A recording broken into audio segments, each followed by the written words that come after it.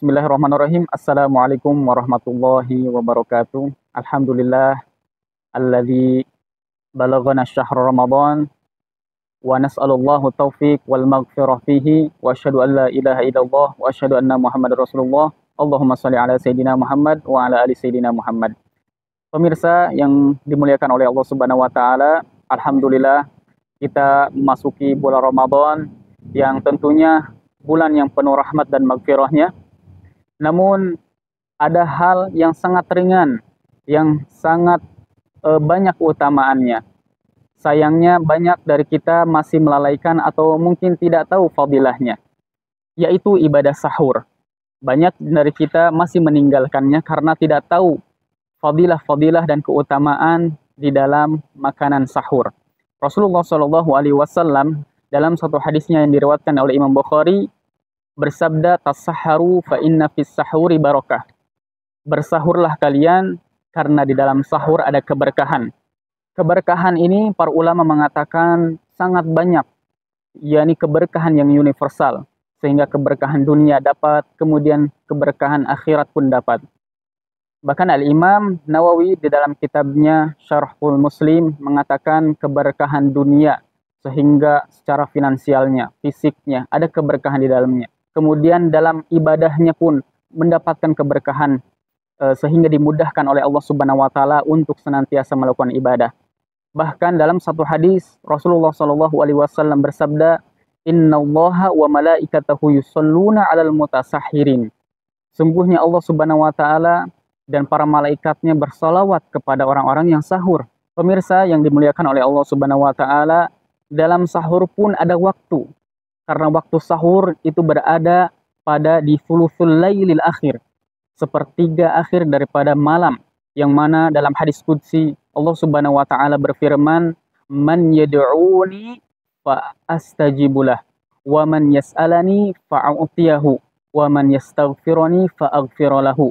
Barang siapa yang di waktu itu berdoa kepadaku, maka aku akan kabulkan. Dan barang siapa yang meminta kepadaku, maka aku akan berikan permintaannya. Dan barang siapa yang dia meminta ampun kepadaku, maka Allah akan ampunkan.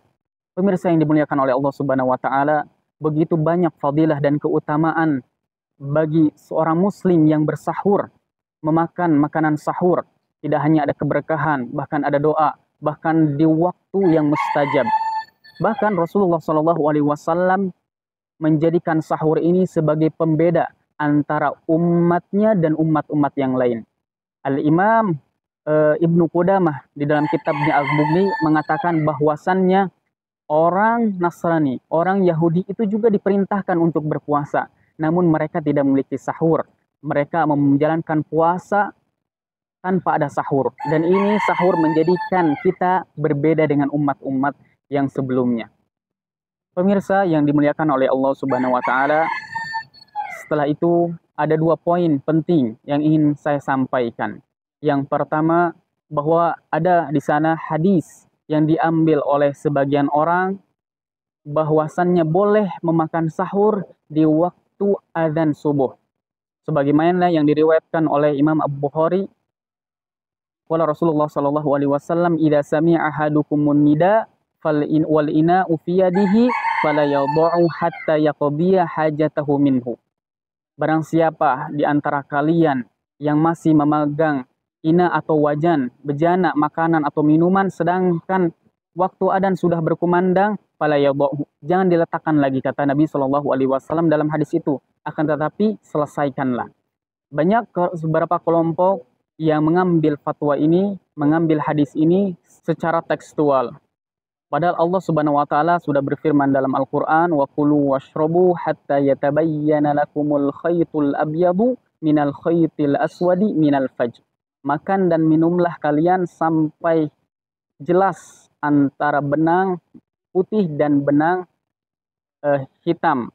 Maksudnya itu waktu fajar. Ketika sudah masuk waktu fajar, maka sudah selesai. Tidak ada makan, tidak ada minum. Sedangkan hadis ini bertentangan dengan ayat Al-Quran. Dan ulama mengedepankan ayat Al-Quran dibandingkan hadis.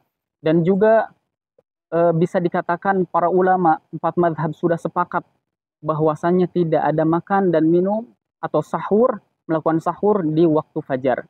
Jadi sebelum fajar sudah selesai daripada makan dan minum. Bahkan sebuah kesunahan untuk kita menahan sebelum adzan fajar. Sekiranya kalau ulama memperkirakan 50 ayat atau kita bisa hitung 10 sampai 15 menit kita sudah selesai daripada makan minum atau sahur. Sehingga ibadah kita bisa terjaga daripada hal-hal yang membatalkan puasa, yaitu usulul syai' ilal jauf, masuknya sesuatu ke dalam perut kita. Pemirsa yang dirahmati Allah Subhanahu wa taala, semoga poin-poin ini bisa kita cermati fadilah dan keutamaan sahur dan rambu-rambu yang harus kita perhatikan bisa kita laksanakan, bisa kita cermati. Semoga bermanfaat dan kita meminta kepada Allah Subhanahu wa taala di bulan Ramadan ini maghfirahnya, ampunannya dan rahmatnya sehingga kita keluar daripada bulan Ramadan dalam keadaan faizin aidin, dalam keadaan sudah kembali dan dalam keadaan sudah menang. Akhirul kalam, wassalamualaikum warahmatullahi wabarakatuh.